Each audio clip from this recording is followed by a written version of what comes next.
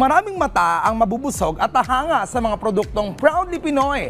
Tara, bumilit suportahan ng mga world-class product na tampok sa DTI's Tatak Pinoy Expo. Let's all watch this. Kitang-kita ang galing nating mga Pinoy.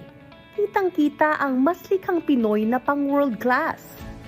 Yan ang ipinamalas ng Department of Trade and Industry sa katatapos lamang na Tatak Pinoy Proudly Filipino Expo. Sa ilalim ng temang The Stage for Global Philippine Industries, 3 araw na nagsama-sama rito ang leading Filipino companies ng bansa, innovators, and industry stakeholders upang ipakita ang world-class Filipino products and services mula sa 9 priority sectors na kinilala sa Tatak Pinoy Strategy ng ating pamahalaan alinsunod sa Republic Act No. 11981.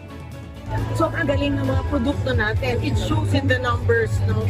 Last year, we were 2025, we hit a 15.4%, which is the biggest, the highest export since the beginning of time under the Marcos administration. And March, we hit again a high of 20.4%, which is the highest since 1991. So again, maganda po ito. So we really need to showcase the products that are really, globally sold already in the market.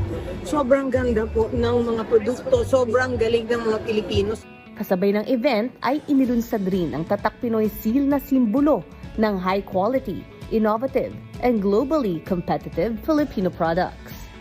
There's so much going on, especially in these exports natin. So we need to now put our Tatak Pinoy, Proudly Filipino seal for the products that are really making it globally. And even the local brands. Sa opening ng mismong event, dito ay binigyan diin ni DTI Secretary Maria Cristina Roque na dapat nating tulungan ang mga MSME o Micro, Small and Medium Enterprises dahil sila ang backbone ng ekonomiya ng Pilipinas.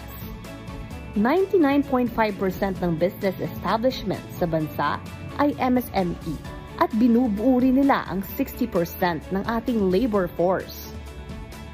Ang Tatak Pinoy ay hindi lamang isang slogan, ito ay isang commitment upang tulungan ang mga Filipino businesses na umunlad, maging mas productive at kayanin na makipagsabayan sa local and global markets.